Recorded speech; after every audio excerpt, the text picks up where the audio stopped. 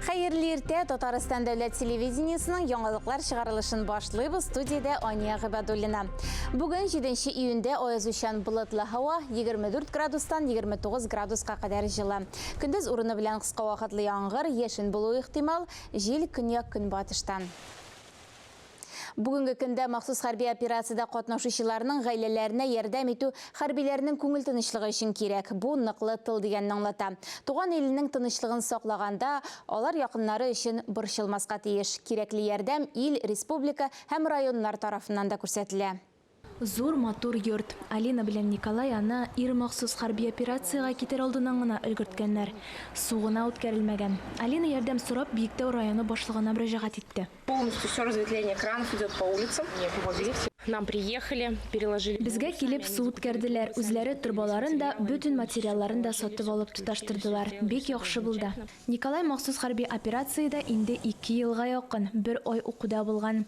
Ватанны саклаганда гаиләсе өчен борчыласы юк. Также я зимой обращалась уже к главе поселения. Кыш көне мин җирлек башлыгына мөрәҗәгать иттем. Канализацияны чистарту өчен участокның икенче ягыннан кирергә кирәк. Анда зур гына кар кертте иде. Кыш буе Алинага утын да китереп торганнар. Мамадыш районы Көмешкүл авылы фермерының гаиләсендә ярдәмнән өзмиләр. Хәрбинең кушаматы хәзер полосатый. Тормышын узган елның җәендә кинәт үзгәртергә карар кылып, 55 яшендә контракт төзи, ирекле рәвештә махсус хәрби операция зонасына китә. Уехал в конце июля. Мин июль ахырында киткән идем. 2023 елда Тоцкка эләктем. Безнең часть шунда иде. 20 көннән Луганск шәһәренә киттем. Солдат кыска вакытлы ялга кайтты. 10 июньдә инде ул кире ватанны сакларга китәчәк. Хәрбигә солдат җыелмасы тапшырылды. Монда шәхси гигиена әйберләре дә, азык-төлек, кием-салым да бар. Ул ялга кайткан һәр солдатка бирелә. Миләүшә Мусина, Ангелина Морозова, Татарстан яңалыклары, Биектау һәм Мамадыш районнары. 7-нче чакырылыш Дәүләт Советы депутатларын сайлау датасы расланды. Киләчәк чакырылыш Дәүләт Советы депутатларын сайлау 2024 елның 8 сентябренә билгеләнде. Бу хакта Республика парламентының 54-нче утырышында билгеле булды. Исегезгә төшерәбез, быел сентябрьдә 6-нчы чакырылыш Дәүләт Советы вәкаләтләре срогы тәмамлана. Мәдәният илкүләм проекты кысаларында үткәрелгән түгәрәк өстәл Мәскәү, Санкт-Петербург һәм илнең башка төбәкләреннән килгән профильле белгечләрне берләштерде.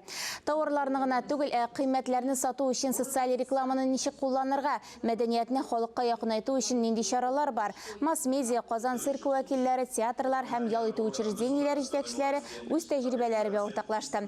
Түгәрәк өстәл барышында яңгыраган тезислар практикада һәм укыту процессында кулланылыр дип көтелә. Республикабызда Сабан турыхы. Бу атнада милли бәйрәмнәр район һәм авыл җирлекләрендә узачак. Саба районында Бирнә җыясы көнне алдан белеп, Сабан туй бүләкләрен әзерләп, капка төпләренә чыгып каршы алдылар. Урамнардан матур көйләр уйнап гармунчылар уза, аларга кушылып кызлар җырлый. Бирнәләрне салып баруга җигелгән атлары да бар. Яшь киленнәр чиккән сөлгеләр бирә. Быел Казан Сабан туенда да яңалыклар бар. Беренче тапкыр Сабан туй сулуы 2024 дигән бәйге уза. Анда 18 яше тулган республика хатын-кызлары катнаша. Сайлап алу туры 12 июньдә, бәйгенең финалы Сабан туй көнне 23 июньдә Дәрүшләр торак массивының каенлыгында була.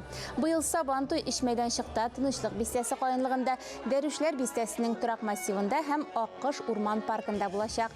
Бу елларда Сабан туйлары барлык районнарда оештырыла. Буа, Арча, Чирмешән районнарында узачак чаралардан язмаларны сез алдагы чыгарылышларыбызда карый аларсыз. Хәзер азнакайдан әзерләнгән репортаж тәкъдим итәбез. Сабан туйга бүләк җыеласы биредә ел сайын югары дәрәҗәдә башкарыла. Татар халкының иң матур милли күренешләренең берсе булган сүрән сугу әнә шулай уза азнакайда. Халкыбызның милли традицияларын хөрмәт итеп, матур милли киемнәрдән атлар җигеп чыгалар биредә. Бүләк бирүдә район хакимияте коллективы да катнаша. Халык белән бергә күрешеп, очрашып, уже берничә көн кала настроениене күтәреп җибәрү. Менә шушындый белән сүрән сугу белән. Гармун моңнарына кушылып җырлап узучыларны шәһәр халкы хуплап каршы алды.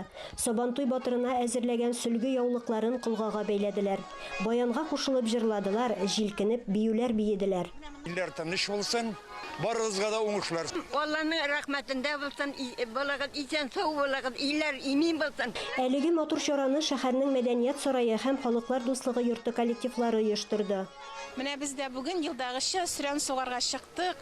Рәхәтләнеп, матур иттереп, үзебезнең милли гореф-гадәтләрне яңартып. Без инде менә күп кенә еллар шушлай халкыбызның, татар халкының милли бәйрәме Сабантуйларына бүләк җыюларда катнашабыз. Күтәренке кәеф белән башланып киткән милли бәйрәмебез бик күңелле узар дип ышанабыз. Ешіл өзенде Горький исемендәге заводта ел сайын үткәрелә торган кораблик балалар рәсем бәйгесендә катнашучыларны бүләкләделәр. Калюжный Броника тирянындагы мәйданда бәйрәм концерты узды, ә яшь рәссамнар үз иҗат җимешләрен күрсәтте. Сабина Халикова өчен быелгы бәйгедә катнашу беренче тапкыр гына түгел, кыз рәсем ясарга ярата, бу аның хоббие. Ул шулай ук сеңлесен дә рәсем ясатып бирегә алып килгән. Бәйгенең башлануы турында апрель башында цехларда игълан итәләр һәм бу вакыт дәвамында балалар үзләренең бәйрәм композицияләрен ясыйлар, ә өлкәннәр аларны һәр яклап дәртләндерәләр. Мин Салават күперен табигатьне ясадым.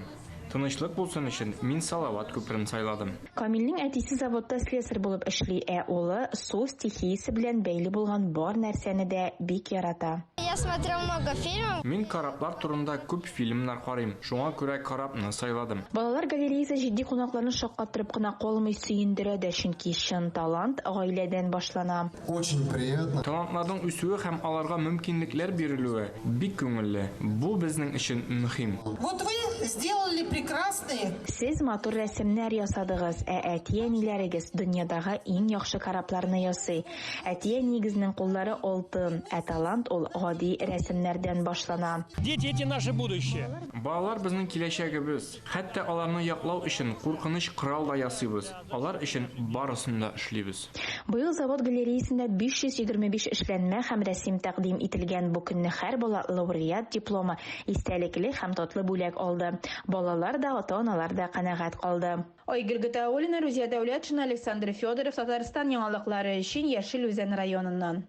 Эрмитажның генераль директоры Михаил Петровский, Россия журналистлар берлеге рәисе Владимир Соловьев, Россия Федерациясы Тышкы эшләр министрлыгының мәгълүмат һәм матбугат департаменты директоры Мария Захарова кебек дәрәҗәле жюри һәм кунаклар алдында Татарстанда туып үскән режиссер-аниматор һәм рәссам Сабина Фәхретдиновага анимация конкурсында беренче урын бирелде. Сабина әлеге дәрәҗәле ярышка Габдулла Тукай әкиятеннән нигезләнгән Су анасы мультфильмын тәкъдим иткән. Ул инсталляциягә нигезләнеп ясалган, ягъни караучы үзен әкият телендә анимацияның бер өлеше итеп тоя. Сабина Фәхретдинованың әнисе Самира безнең телекомпанияда алып баручы булып эшләгән иде, ә әбисе танылган җырчы профессор Клара Хайретдинова.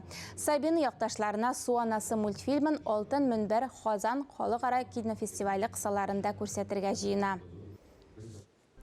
Хөрмәтле телевизор караучылар, бу атнада яңалыклар чыгарылышлары тәмам. Эфирыбызны хәерле көн Татарстан тапшыру дәвам итә. Имин уңышлы көннәр телибез.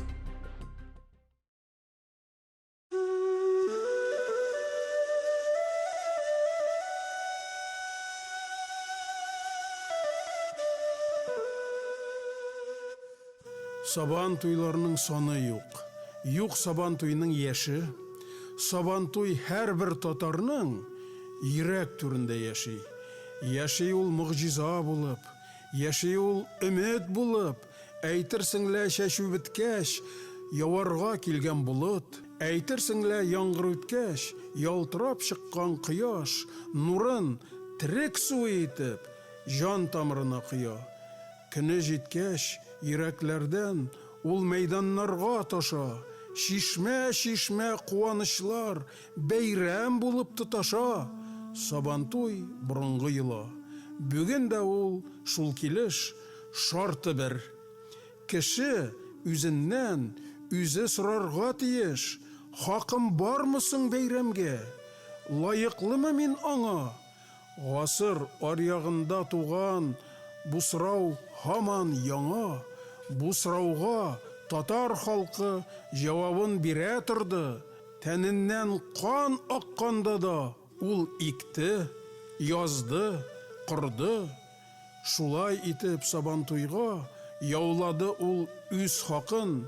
Һәм менә көчле кулына язмышын алды халкым. Язмышка хуҗа халыкның шатлыкка да хакы бар. Ә шатлыкның Сабантуе дигән мәгърураты бар. Яңгырасын ул мәйданда. гөрләсен һәр йөрәктә, Сабан туе һәр кешене көр яшәргә өйрәтә.